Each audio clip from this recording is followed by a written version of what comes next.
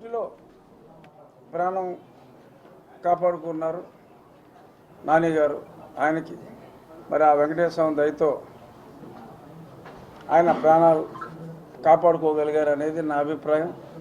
నన్ను కూడా అప్పుడు దారుణంగా నా పుట్టినరోజు నాడు హింసించినప్పుడు నేను ప్రార్థించింది వెంకటేశ్వర స్వామిని.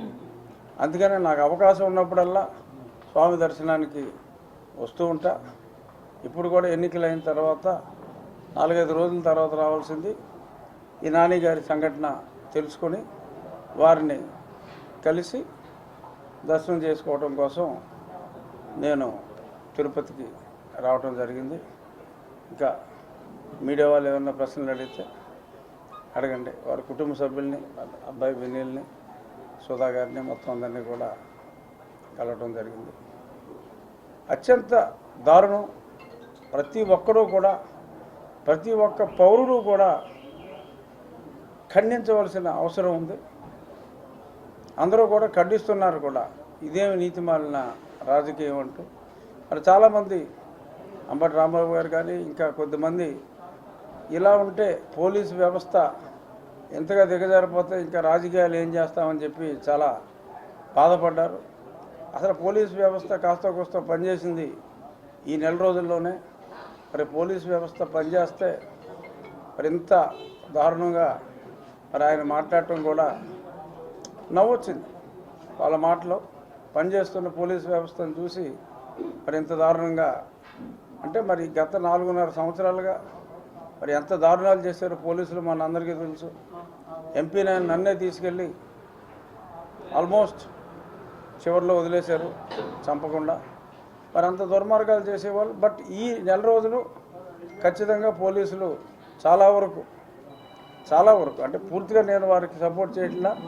ఇంకా ఇక్కడ నిన్నగాక మొన్న కూడా చాలామందిని ట్రాన్స్ఫర్ చేశారు. అయినప్పటికీ కూడా చాలా చోట్ల పోలీసుల్లో ఆ పరివర్తన వచ్చింది. అంటే దాని ఇండికేషన్ ఏంటి? ఈ ప్రభుత్వం సెలవు తీసుకోబోతోంది అని కూడా వారికి కూడా స్పష్టంగా అర్థమైంది అని మనందరం అర్థం చేసుకోవచ్చు. ఏమైనా ప్రశ్నలు అడిగితే అడగండి. రాష్ట్ర వ్యాప్తంగా పల్నాడు ప్రాంతాల్లో కూడా ఇదే విధంగా గొడవలు జరుగుతుంది. ఈ నెల బాగుంటుంది అంటే దాదాపు 8 ప్రాంతాల్లో జరుగుతుంది సార్. రావణ కష్టం ఈ నెల పరిగణించాలి. అదేనండి వాళ్ళు ఫస్ట్ అంటే ఒక రకంగా ఇప్పుడు ముఖ్యమంత్రి పాలన ఏమీ లేదు. మరి ఇప్పుడు ఈ సంఘటనలన్నీ చూసి వాళ్ళు పిలిచిన తర్వాత చీఫ్ సెక్రటరీని కూడా మారిస్తే మార్చవచ్చు. డీజీపీ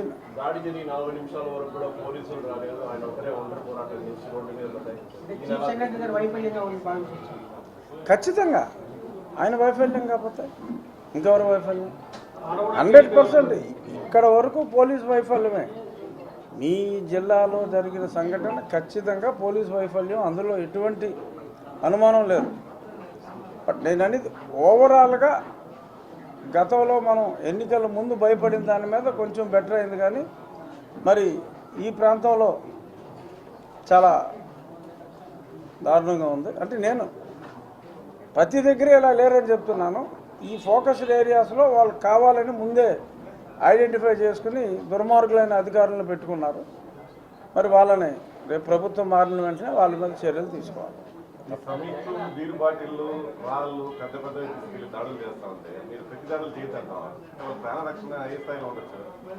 అంటే ప్రతి దాడులు చేయించాలనేదే వాళ్ళ ఉద్దేశంగా మనం అనుకోవాలి. అంటే మనం ఒక చెంప మీద కొడితే, ఒక బీరు బాటిల్ కొడితే ఇంకో బీరు బాటిల్ ఇచ్చి దీంతో కూడా కొట్టరానే అలా అని నేను అంటలా. కానీ మనం అప్రమత్తంగా ఉండి వాళ్ళ ఉన్మాద చర్యల్ని ఆపవలసిన అవసరం ఉంది. కంటికి కన్ను, పంటికి పన్ను, అత్యధిక మెజారిటీతో గెలవబోతున్నాం.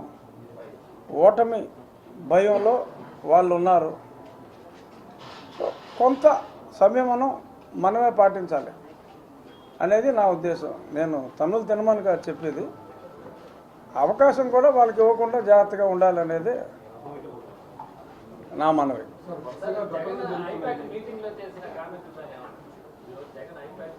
ఐపాక్ మీటింగ్లో ఆయన మాట్లాడిన దానికి నాకైతే నవ్వు వచ్చింది. ఏదో కామెడీగా అనిపించింది. 150 కన్నా ఇంకా ఎక్కువ సీట్లు వస్తాయని మరి నాకున్న సమాచారం మేరకు వాళ్ళ కడప జిల్లాలో మరి వైఎస్ అవినాష్ రెడ్డి మీద వైఎస్ షర్మిల గెలవబోతుంది అనేది ఆల్మోస్ట్ అందరి అభిప్రాయం. Avinash Reddy maybe in third position అని కూడా అంటున్నారు. సో ముందు కడప సీటే పోయిలో ఉంది. ఆయన 22, 23 ఎంపీలు వస్తాయి, 151 పైగానే ఎమ్మెల్యే స్థానాలు వస్తాయి అని అంటే అది నాకైతే సంధి ప్రలాపనలో అనిపించింది. సంధి ప్రలాపన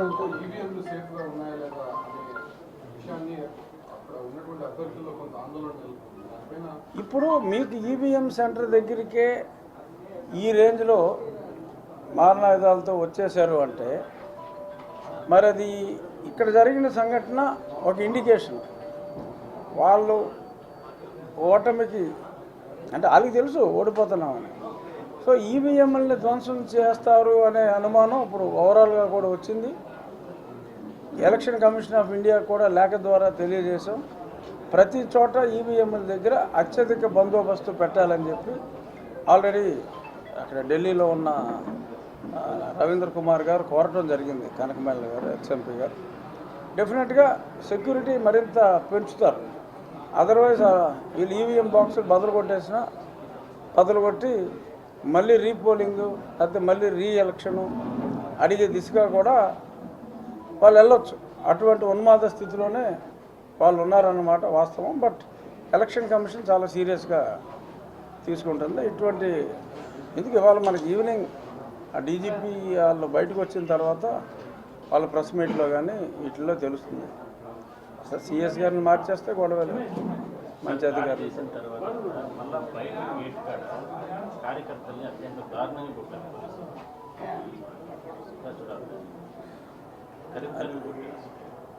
అదే అది అన్నీ జరిగినాయి, అన్ని విజువల్స్ కూడా ఉన్నాయి.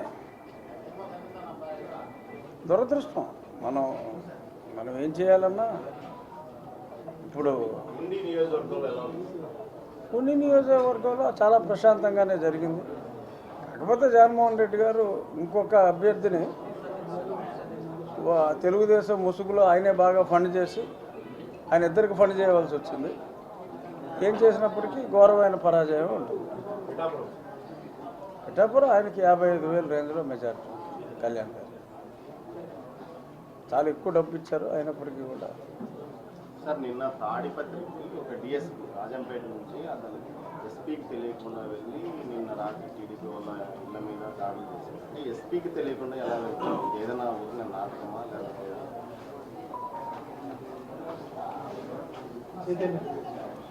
అన్నిటి మీద కామెంట్ చేయలేము. కొన్ని చోట్ల సంయమనం పాటించాలి. ఇప్పుడు దాకా నేనే సంయమనం పాటించాలని చెప్పి నేనే పుసుకునేమో అనకూడదు.